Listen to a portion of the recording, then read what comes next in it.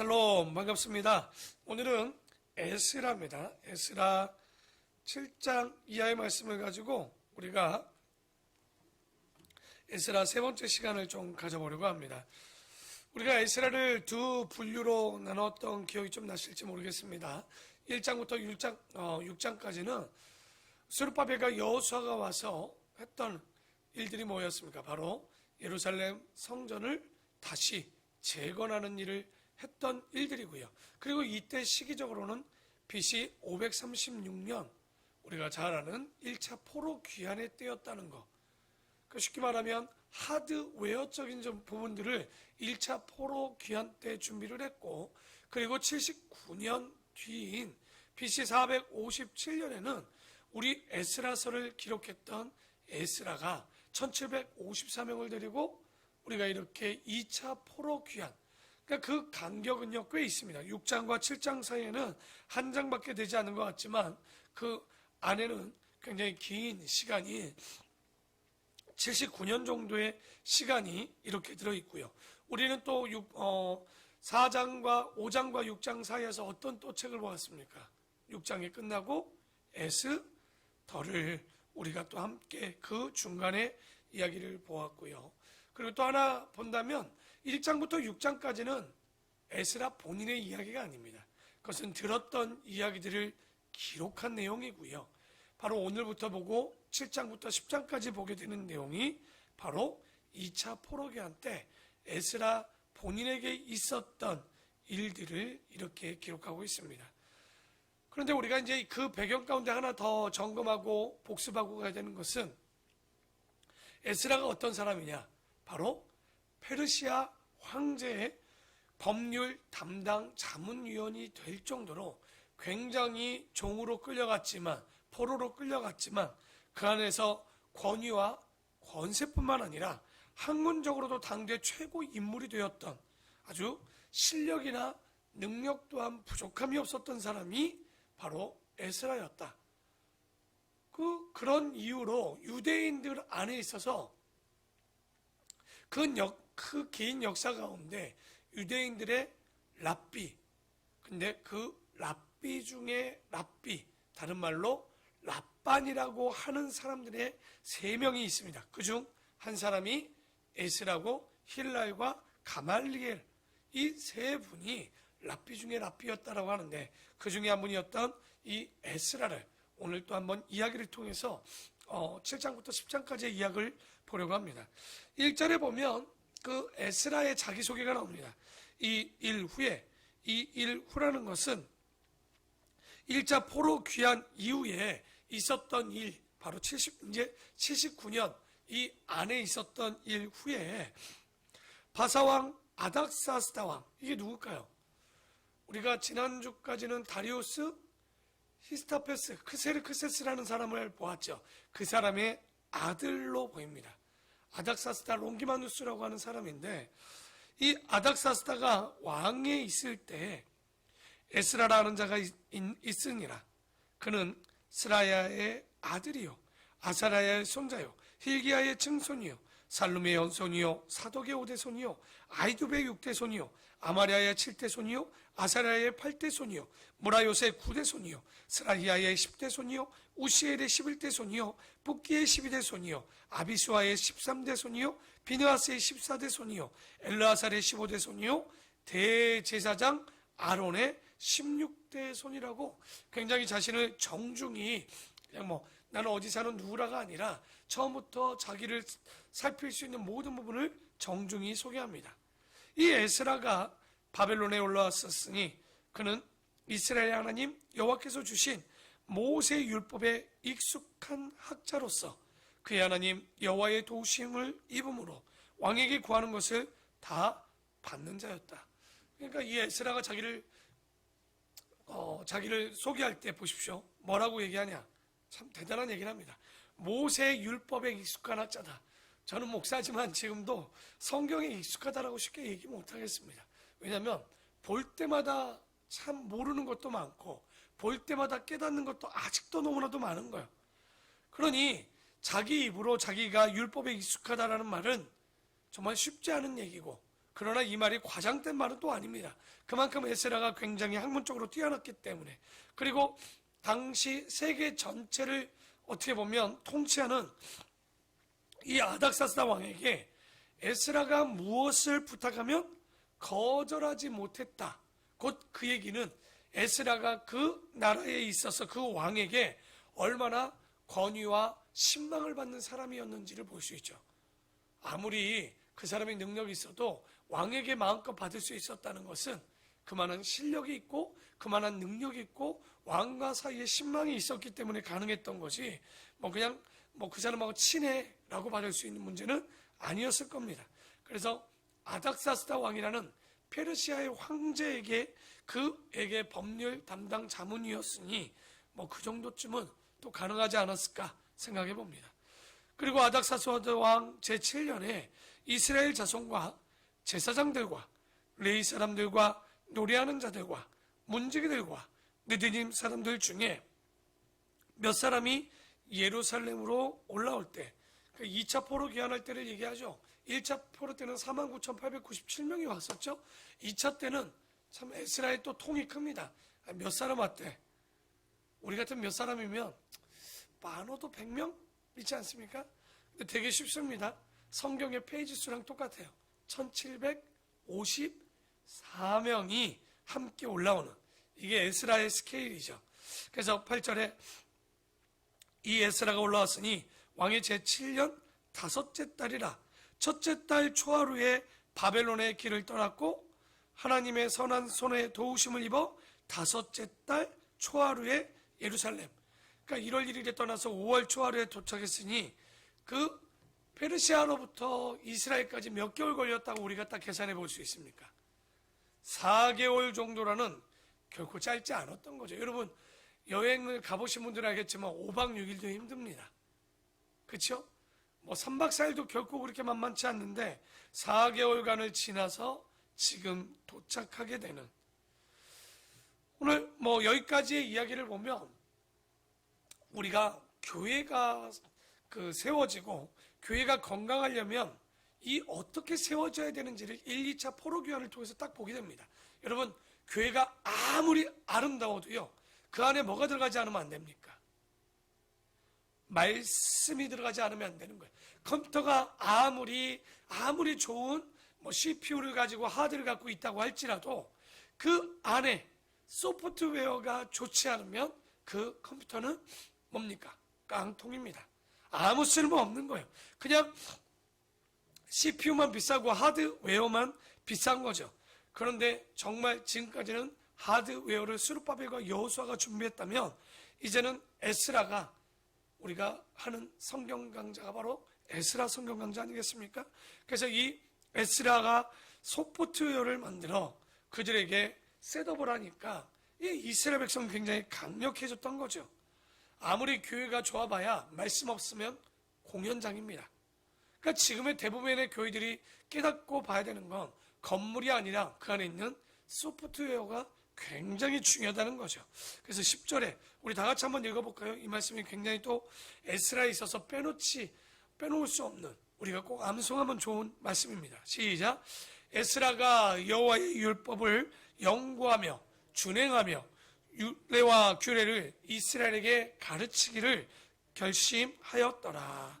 그러니까 이 10절 아마도 신구약을 통틀어 굉장히 중요한 요절일 겁니다. 우리가 외워야 되죠. 이것이 요절인데, 에스라가 여호와의 율법을 연구하여 준행하며 율례와 규례를 이스라엘에게 가르치기로 결심했다. 창세 이후로 에스라가 율법을 연구하고 준행, 가르치기를 결심한 자, 이렇게 결심한 자가 없습니다.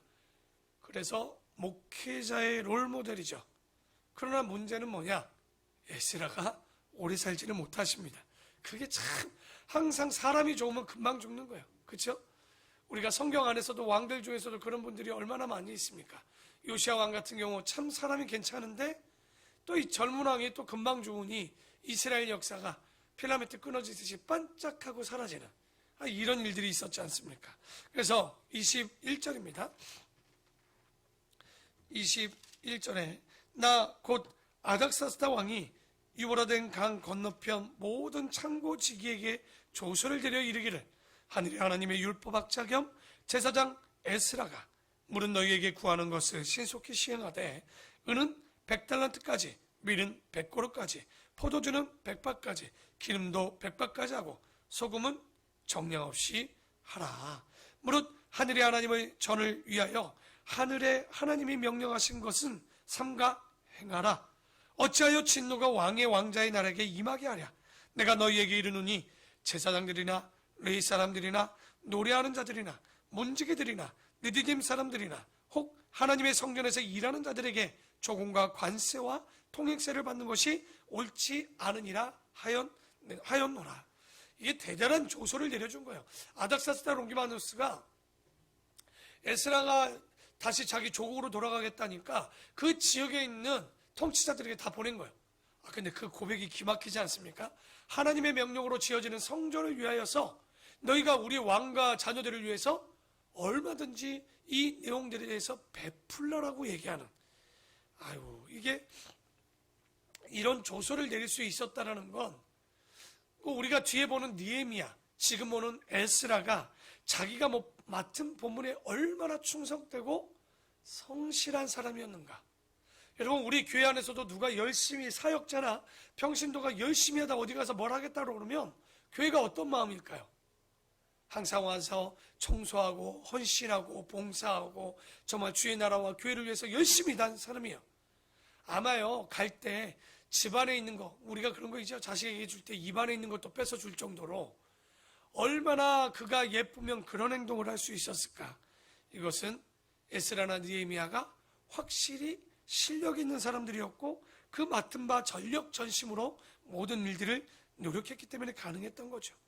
그리고 또한 또 하나의 조건을 줬죠. 24절에 성전에서 있는 레위인이나 제사장이나 일하는 자들에게 뭘 받지 말라고요? 세금을 받지 말라. 왜? 그들은 삶이 세금으로 들여졌기 때문에 그런 거죠.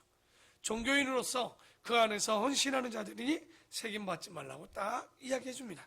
그리고 이제 9장의 내용을 보면요. 9장입니다.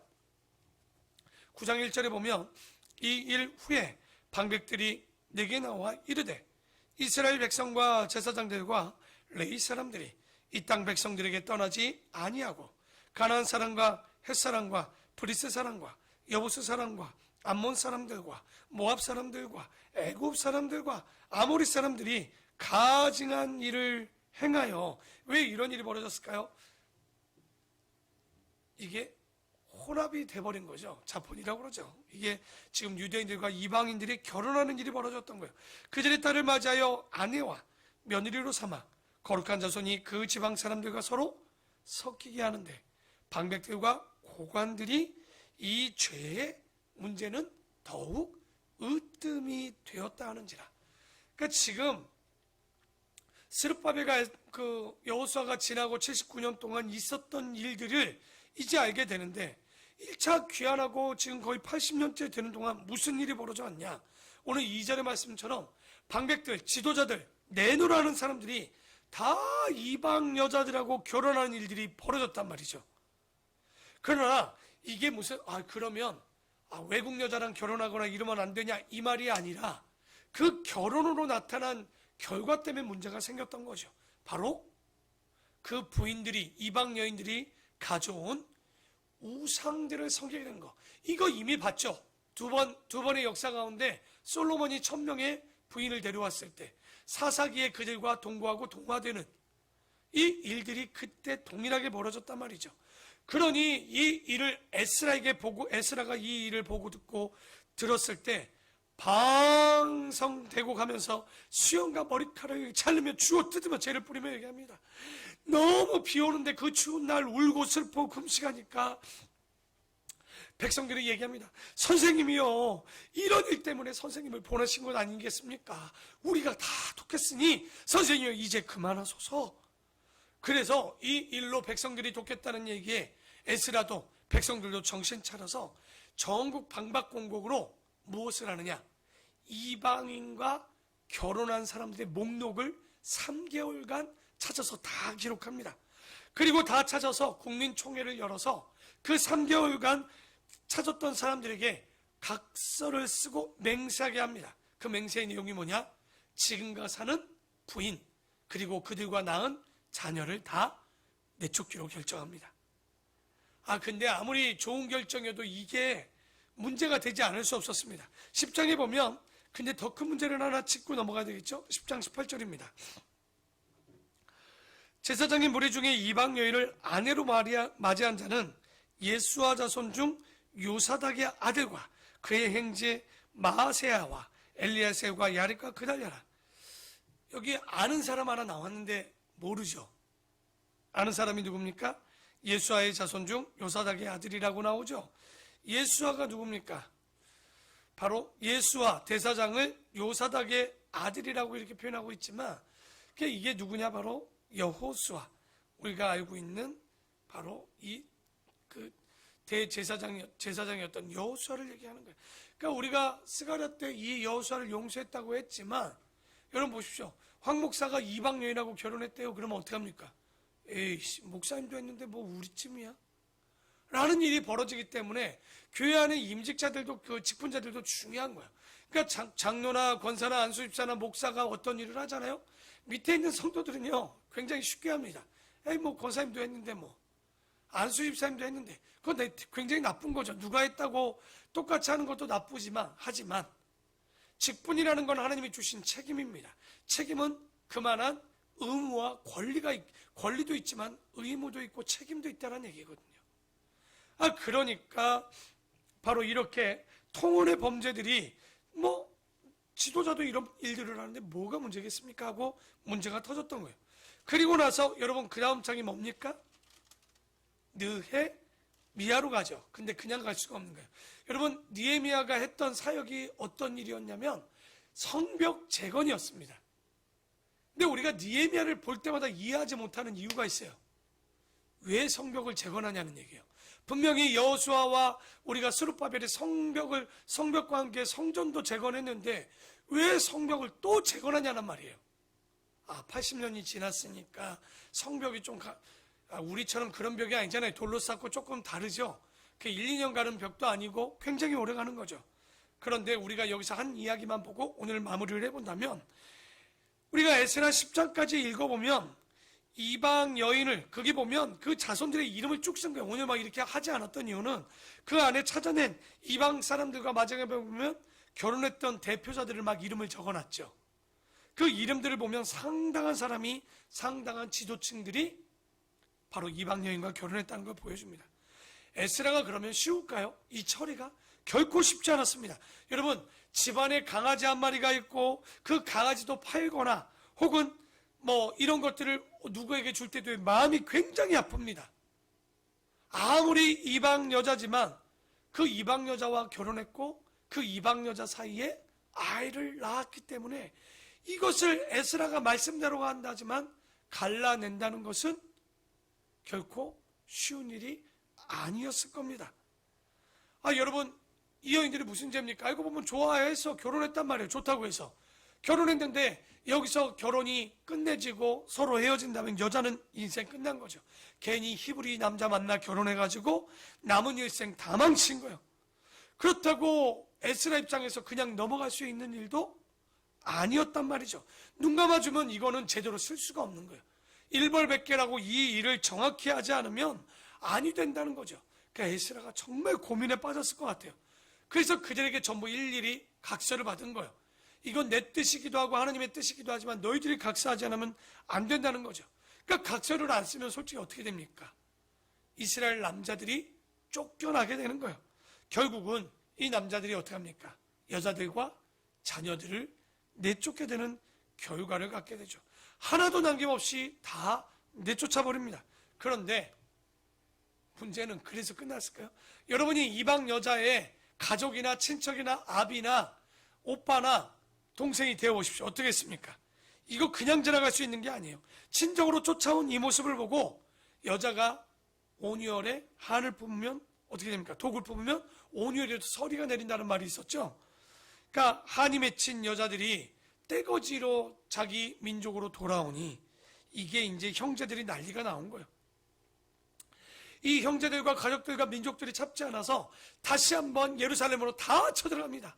성벽을 부시고 성전을 막 무너뜨리고 성문은 불타 없어지고 수많은 사람들도 죽이고 더 나아가서 수많은 사람들을 다시 포로로 끌고 잡아가는 일. 그런데 이런 내용들이 희한하게 에스라와 느헤미야 사이에 나타나질 않아요. 그 배경이 없다 보니까 느헤미야를 읽어도 도대체 이해가 안 가. 갑자기 성벽은 또 왜 재건하는 거예요? 성문을 쌓고 느헤미야가. 그 배경 없이 느헤미야가 금식하면서 자기의 재산을 들여서 공사를 분별하고 뭐 다 그런 것들 나눠줬다 이런 걸 보는 게 아니라 왜 그런 일들이 있었는지를 보게 되면 왜 이런 일들이 있을 수밖에 없었는가를 알게 되는 거죠. 그러니까 굉장히 심각한 상태가 된 거예요. 성벽은 무너졌죠. 성문은 불탔죠. 그리고 성전은 다시 회파됐죠. 사람들은 수없이 많이 죽었어요. 그리고 많은 사람들이 끌려갔어요. 성 안에 남은 사람도 얼마 남지 않았던 거죠. 그러니 이런 가운데 에스라 혼자 이것을 이겨낼 수가 없었던 거예요. 이미 그리고 이때는요 누가 다 죽었습니까? 1차 포로 귀환으로 왔던 스룹바벨이나 여호수아 같은 이런 사람들이 다 죽었기 때문에 이 에스라는 시름이 점점 깊어갈 수밖에 없었던. 그래서 2장 우리가 느헤미야에 가보면 첫 번째 느헤미야 동생으로 보이는 사람이 페르시아에 가서 누가 오기를 초대합니까? 바로 그 형이었던 느헤미야를 부르는 내용을 우리가 보게 됩니다. 그래서 바로 이게 오늘 이 10장까지 마무리했지만 느헤미야의 배경을 우리가 조금은 알고 내일 느헤미야를 좀 봐야 되지 않나 싶습니다. 그러면 이 에스라를 마무리하면서 왜 이런 일들이 역사 가운데 반복이 되었을까? 이건 이때만 있었던 일은 아닙니다. 여인들의 문제로 여인의 문제가 아니라 하나님께서 율법을 통해서도 제일 첫 번째 나 외에 다른 신을 섬기지 말라는 문제. 여러분 남유다의 죄는 항상 끝에 뭐가 있었습니까?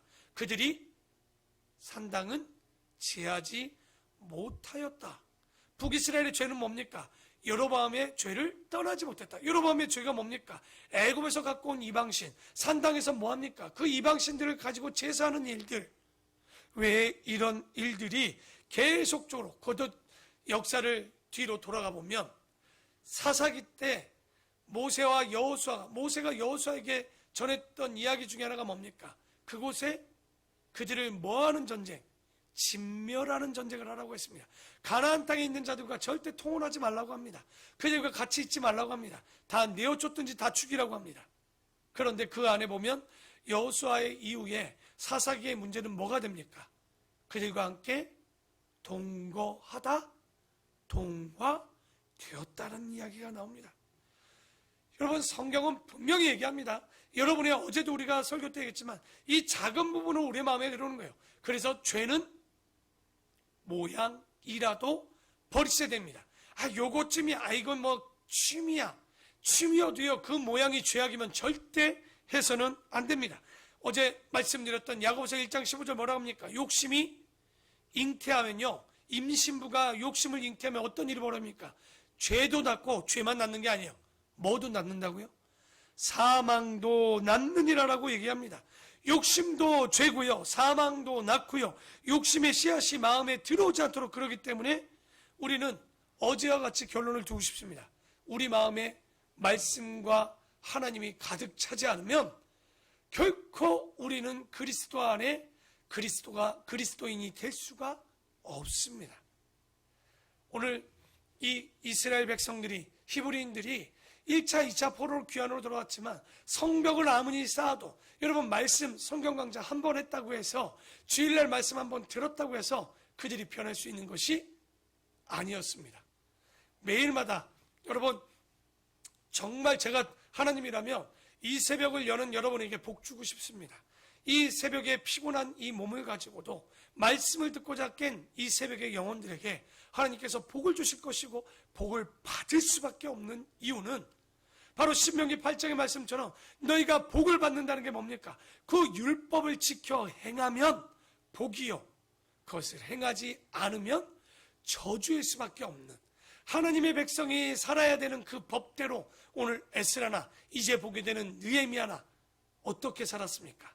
그 하나님의 법대로 살았을 때 다니엘이 인정을 받고 요셉이 인정을 받고 에스라가 인정을 받고 느헤미야가 인정을 받았던 것처럼 하나님 앞에 우리 마음에 말씀이 가득 차면 우리의 언어, 우리의 행동, 우리의 모습이 달라질 것이고 하나님은 당연히 그런 자를 어떻게 하겠습니까?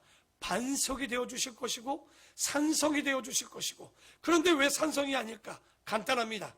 말씀이 없으니 흔들리니 반석이 될 수가 없고 말씀이 안에 거하지 못하니 매일마다 무너지는 성벽밖에 되지 못하는 거예요.